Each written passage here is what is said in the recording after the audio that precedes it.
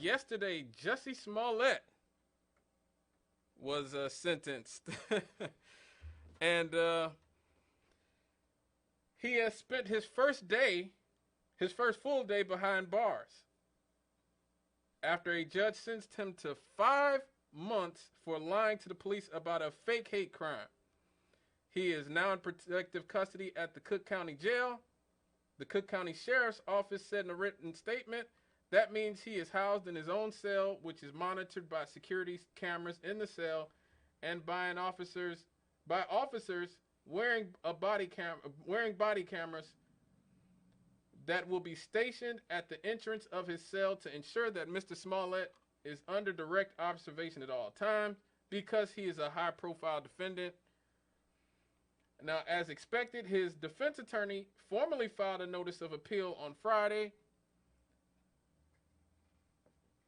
But ABC's legal analyst does not see a strong case for appeal. And I just want to say that Jussie did how you got to do it. Okay, if you're gonna go crazy in the courtroom, if you're gonna show out in the courtroom, you show all the way out. My man Jussie just let him have it.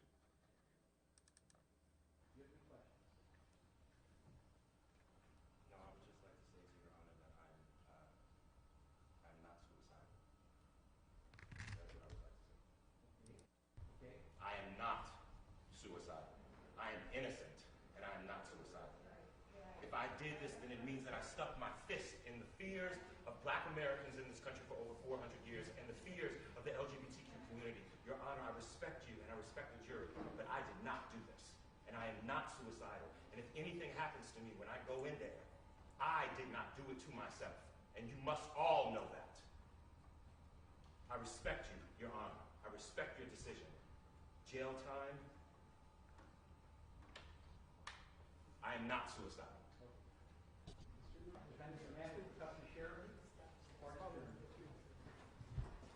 I am not suicidal.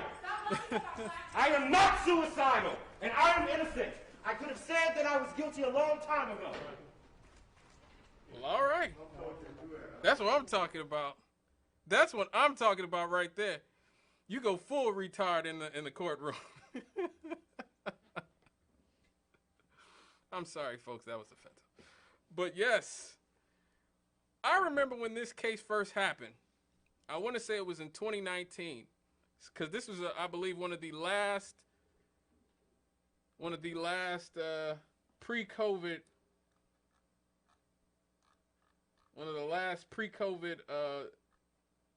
stories that were sort of ridiculous. Right before we ended up in this pandemic, so I want to say it was 2019, back in the long ago. And I remember at the time thinking how ridiculous his story sounded. If you remember, I believe it was 2019, maybe the end of 2018. This was the coldest winter, the coldest time that the city of Chicago and all of us in the Chicagoland region had in about 30 or 40 years. You had below zero temperatures,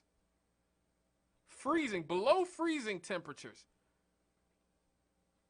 And this man is like, oh yeah, we went out to go get some Subway, and there was some white supremacists out there hanging out, and they decided to beat me up and hang a noose around me in below zero weather? Below zero weather. You're going to go out walking in below zero weather. And there's just going to be white supremacists in a pickup truck just sitting around in MAGA hats, sitting around in below zero weather?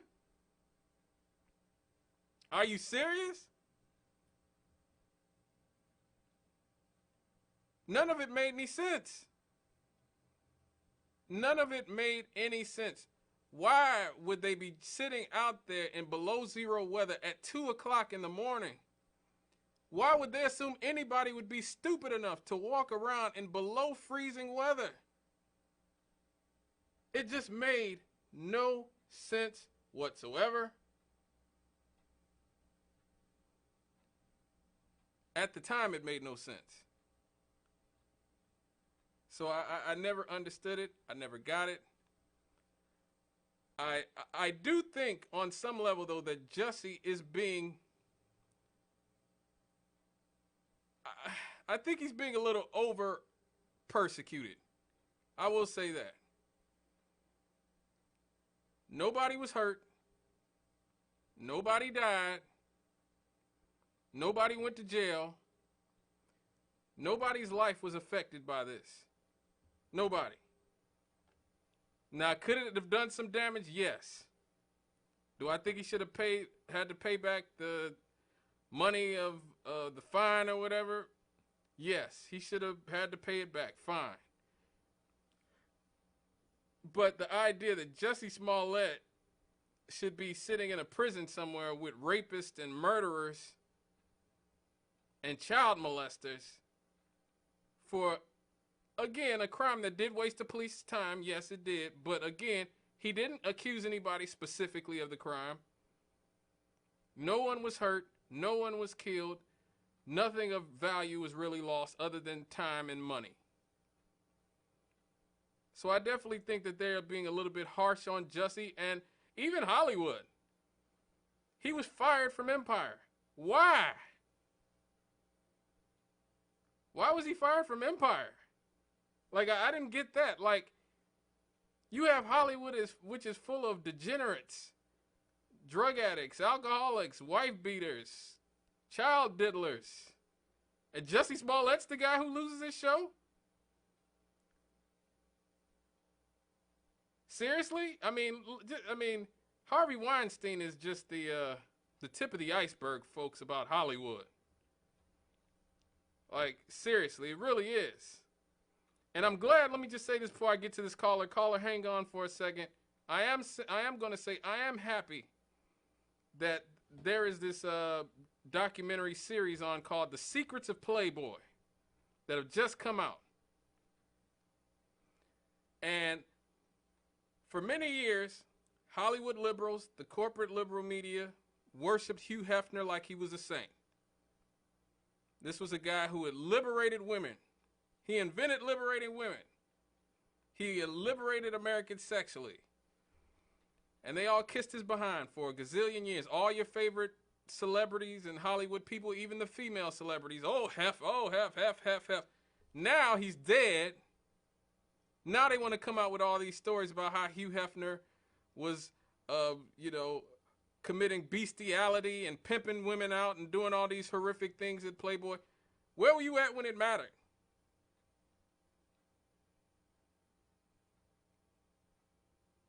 Now, they destroyed Bill Cosby while he's here. They'll destroy R. Kelly while he's here.